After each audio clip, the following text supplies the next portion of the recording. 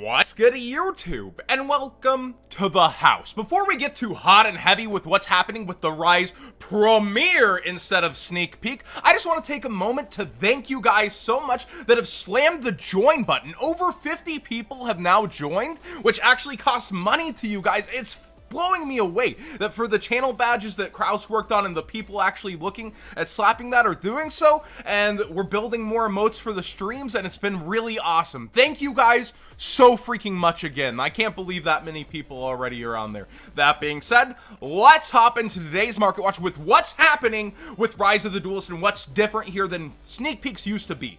Now, there's going to be, I think, a little bit of a different fallout than the usual sneak peek market cards slowly creeping on the market, because you have shops able to sell full boxes now. Epic cards in game in less than an hour sold out of 5 cases in their physical location. That is mind-blowing, and so many other places are reporting that they're seeing similar numbers. People show up. Sounds like a good day to go out and get some Yu-Gi-Oh cards if you can get your hands on them. Rise has insane demand. It's almost feeling like it's bubbling up to more hype than Eternity Code, and I can understand why at this point. You have 2 generic spells as front runners, a new archetype that's going to infiltrate the meta, and I hold to this though. Not everything can be money. Next week, you saw their message, they're going to have more. Next week, Thursday and then Friday, shops are going to be busting this open for what they have, because it is shorted to shops. Not every shop's going to get everything they ordered with Rise,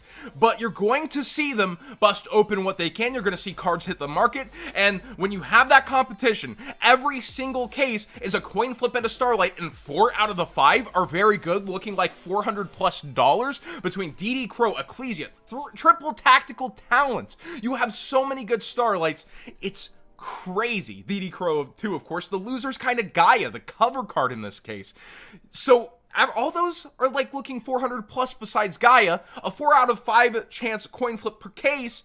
You're gonna have vendors eating real happy off that, and they're going to be competing with the rest of these. The Ultras, I think, will face the heaviest fallout. I think only 1 or 2 cards within the Dogmatica can stay up. A lot of people betting that it's Natty or Servant because it's a 3 of Searcher within the deck. Other people saying that Fleur de Lis is going to be one of the ones to look at because, well, he's a spellcaster that you can use with Magician Souls, and it has other implications depending in other decks. Like, people are really looking at other options and talking about like these theories on what card will stick. It's going to be a monster card, not a spell card for the deck.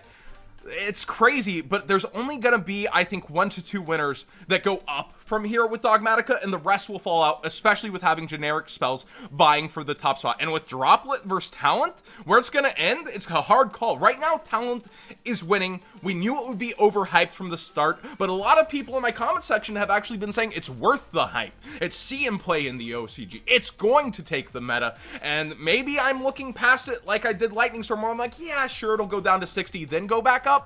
Maybe it's digging its heels in the sand here. Let me know what you guys think in the comment section down below and how you approach Rise. Now, an issue with Rise. Hello, Distant Coder. When it comes to the actual pulls, we are seeing some quality control, but in this case, not damage in the good way. What you want to see as a duelist, but if this is too widespread, it's definitely not going to make these as desirable, and it's not just a few people pulling these name shifts. It is all over the freaking place early. This is from the Discord, the Misprint Collectors groups, and Zodiac. You see all of these popping up in the secret rare slots specifically. Man, is that crazy. And I would think that since you're getting full boxes for these premieres, not packs sent to break up into, you know, the groupings for 5 packs, here you go, 5 packs, here you go, people are able to get full boxes, that the boxes would be the same that stores are about to get in, so you're probably gonna see way more of this. Triff would probably love that Odd Eyes Revolution Dragon, just saying. Man, crazy stuff here with Rise of the Duelist for the premiere. If you went to the premiere, let me live vicariously through you. What did you pull? Did you whiff? Did you hit a home run? Did you get a Starlight Rare? How did it go to physically go get Yu-Gi-Oh cards, get out for the day, and what did you freaking pull, and what are you gonna do with it? Are you going to sell it within this week? Are you going to hold on to it and wait and see? What are you going to do with your pulls as well? Now, YBM, by popular demand, has put back Legendary Duelist Rage of Raw boxes back up, and they are, at this math, with code What's Good 5, still just 53 a box. I've seen a ton of other sites jack up their prices ridiculously so after the announcement with the Ghost Raw card. YBM is holding out here and giving you guys a chance at good prices. I would personally take this aside, keep it sealed, look at every other Legendary Duelist price, and the hype for the Ghost Rare Raw card. I would keep it sealed and sell it later, especially looking at a lot of the previous sealed product.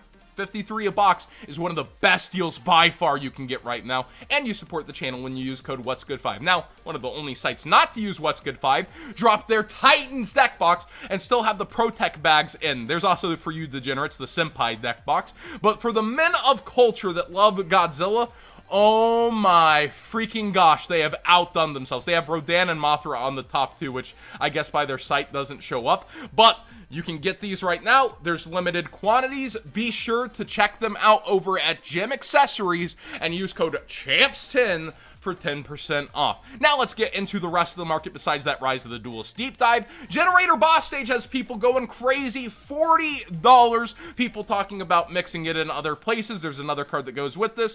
Lopter searches a certain thing that you might know about. So when Generator Boss Stage is in here, well, people are really looking and hyping this up coming forward. I don't think it's a bad deck. I don't think that generators in general are bad, but that I feel like this has to be a little overhyped. If you're a generator duelist, you were on this way before, you got your boss stages at 8 way back on Fallout when you're like, yeah, it's shorted, it's 8, yeah, 3, easy call. Like, let me know how you feel about people targeting the generators like this. Lopter, of course, being a great ultra rare at $8. Just absurdly good for what he is.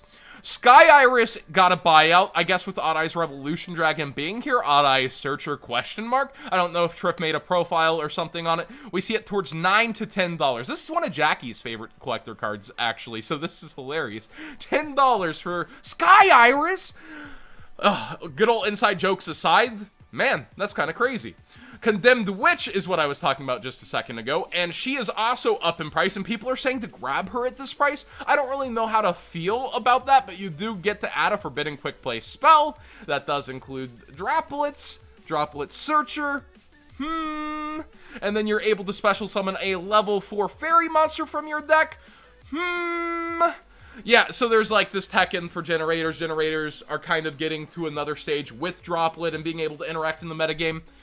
I do think it's pretty cool, but man, getting it while it's rising, it could not have more copies on the market, but it also, you have to want to play this deck. I wouldn't be getting it just to try to plus. You really have to want to play this deck, in my opinion, or want to use her.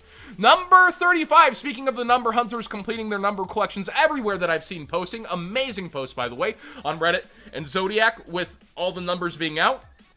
Ravenous Tarantula. Out of stock. Well then, I'm not sure if this is for an actual deck. His brother's over here, Pain Gainer, not really jumping too hard. Number 77, one of the crazier cards, up at $5-ish. You can hopefully get it cheaper somewhere else, but yeah, some of the number monsters really are starting to go. Not sure the reason this one. Let me know in the comment section down below if there's a specific deck really staring at this one, because it has me a little, huh? Why now? I mean, I've suggested it as a penny stonk before, but why now? Rainbow Dark Dragon is getting a buyout. Well, things you just don't think you'd say, and then the collector's market is the way it is. The Unlimiteds are up towards 24, where you see the market price of 16, with only that one before it's 30. The first editions to the moon! $110. So if you have one, I mean, you're looking at the classic market. I'd personally try to sell it, but again, it's not like it's just going to become meta gameplay amazing. You have to go all the way to 7 darks. You're choosing this over like the beginning of the end for getting to draw extra cards. Really? Maybe it's because of Legendary Duelist Season 1? I have no clue, but let me know if you think you have the big brain theory on Rainbow Dark Dragon. Yeah, people got the rest of their Crystal Beast cards, they went after this. Let me know if you have the big brain theory on this one. And finally, Torrential Tribute got its Searcher and Ultra Rare early in Legendary Duelist Season 1, but the set is officially here, and multiple versions are seeing quantities slurped off the market. Of course, if I recall, I know I'm getting pretty boomer, this is taken off to 3 on the FNL list. The Hobby League has also had a buyout. So 2 versions of Torrential seeing itself start to clear off market. The Hobby League directly going up, up, up, I guess, if you want to stack and GOAT format and get called out on it. And then the Secret Rare, one of the nicest looking versions. One first ed still at $4.49. You see that's actually under market price. Before it's $9. So, not many, you know, available. And then it's 10 and 14, just not many of them. So, if you want to get yourself a deal here at the end, not to confuse with Epic Cards and Games, go use my TCG player link in the description down below, costing you nothing extra to support the channel directly for the cards you'd already be buying. Secret Torrential, not a bad option, but yeah, a lot of things disappearing off market here and there. Motivated sellers do appear though, so pay attention, because when you pay attention, it pays you. Subscribe if you haven't already. Give this video a thumbs up if you enjoyed the conversation. And again, let me know about your Rise of the Duelist experience so far, whether it be can't, they're not in my area, wish I could go, or man, I had the craziest sneak peek / premiere, and let me tell you about it.